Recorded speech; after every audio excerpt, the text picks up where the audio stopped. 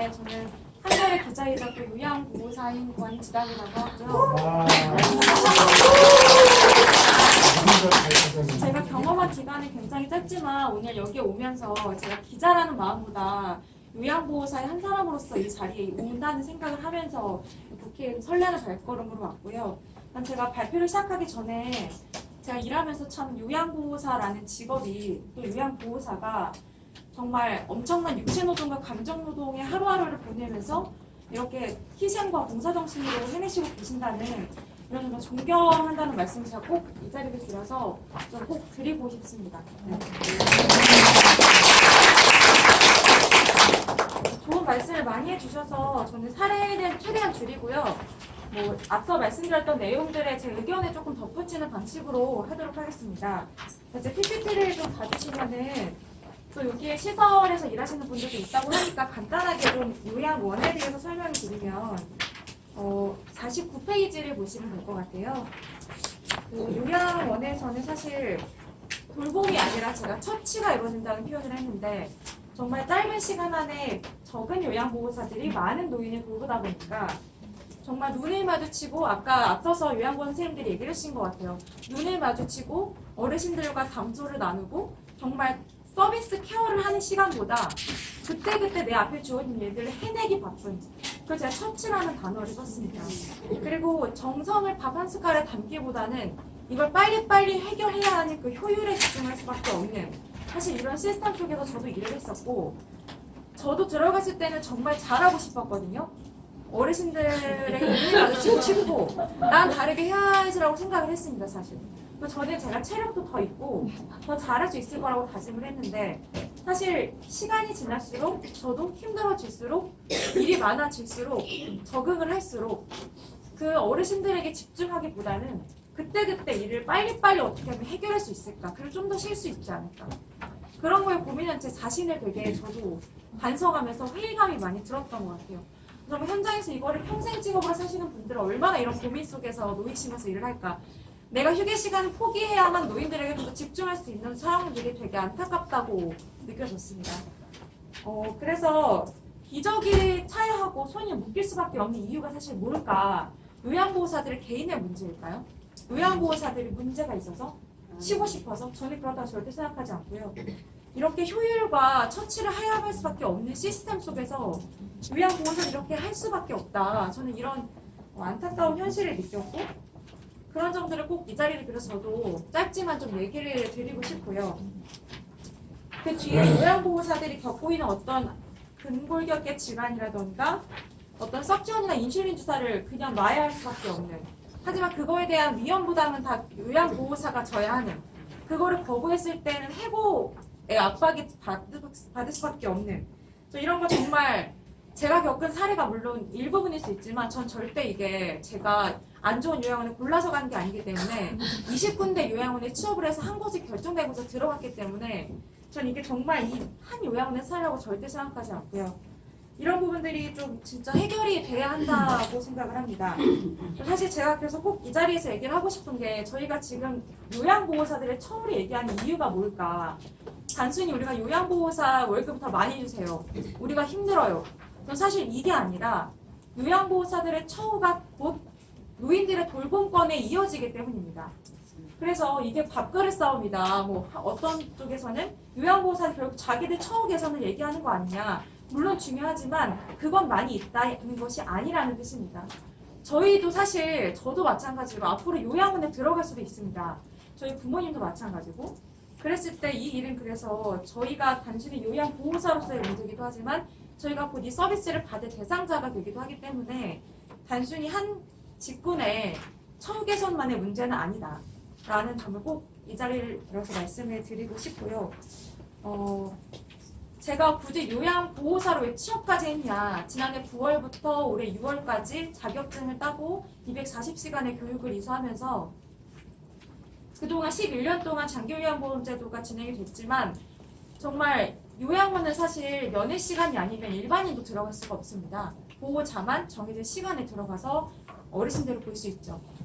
그 뜻은 그만큼 이 이슈가 묻혀 있다는 뜻이거든요. 공론화되지 못하고 정말 당사자가 아니면 현실을 볼 수 없는 상황 때문에 저희도 정말 직접 취업하지 않으면 이 현실을 민낯 볼 수 없다라고 판단을 했었고요. 그리고 저는 이 요양원보다 이 재가 요양사들은 훨씬 더, 왜냐하면 요양원은 어쨌든 공개된 장소에 있고 CCTV가 있고 언제든지 정부의 감사를 받을 수 있지만 이 재가 요양은 가정집이잖아요. 그러니까 누가 갑자기 들어가서 감시하기 굉장히 힘들죠. 그렇기 때문에 훨씬 더 밀폐적이고 폐쇄적인 공간에서 이런 성추행이나 폭력들을 노출될 확률이 높다.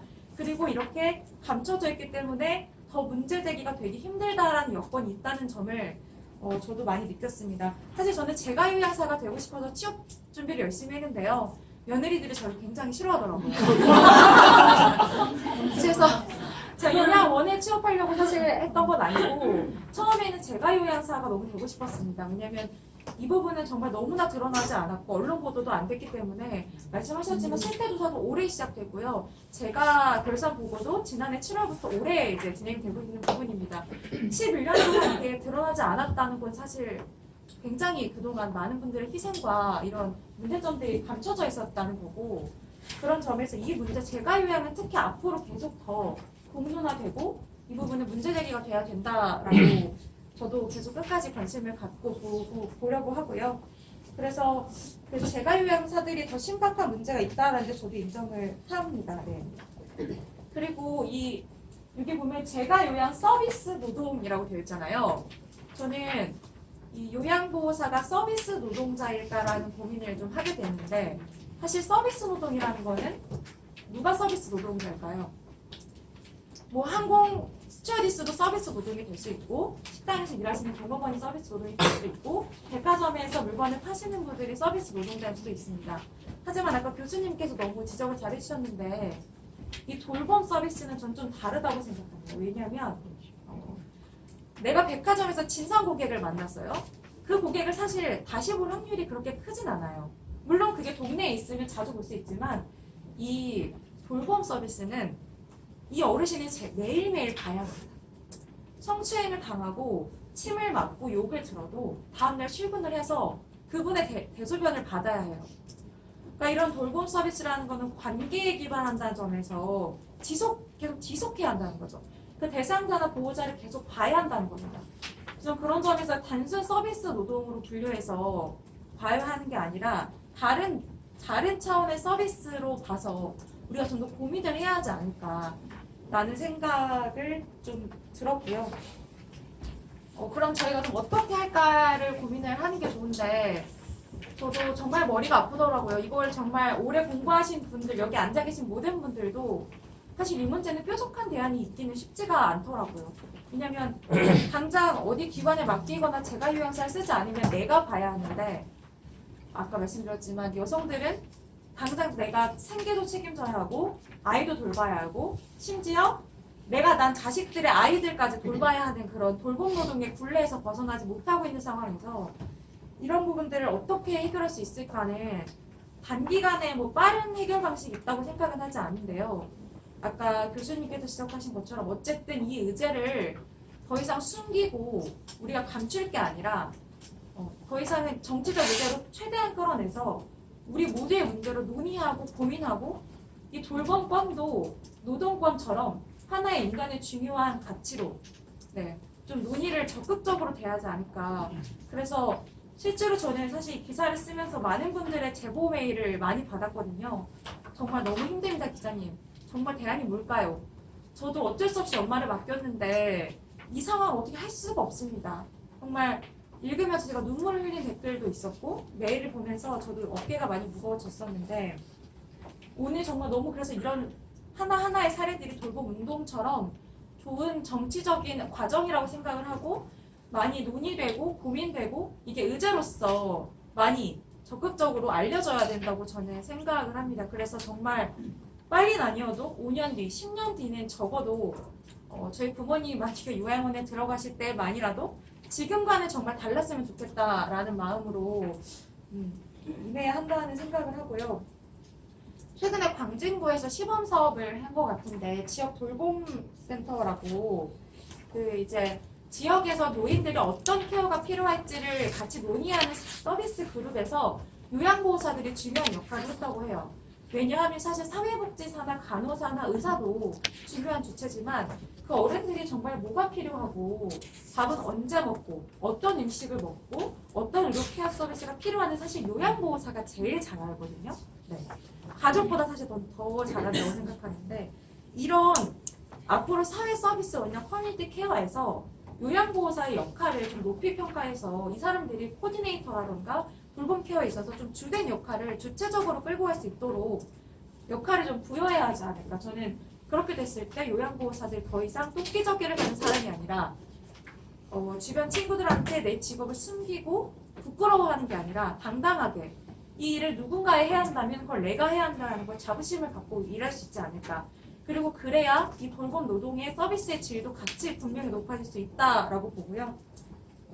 그래서 저도 정말 사실 제가 이 자리에서 이렇게 얘기할 수 있을 만큼의 전문가라고 하기에는 너무 부족한 경험을 했고 아직은 갈 길이 멀지만 그래도 제가 기자이자 요양보호사로서 정말 이런 기회가 앞으로도 많아졌으면 좋겠고 현장에 계시는 분들이 절대 자기가 하고 계신 일에 대해서 수치스럽거나 부끄러워하시지 말고 당당하게 자부심을 가지고 일하셨으면 좋겠다는 마지막 말씀 드리고 싶습니다.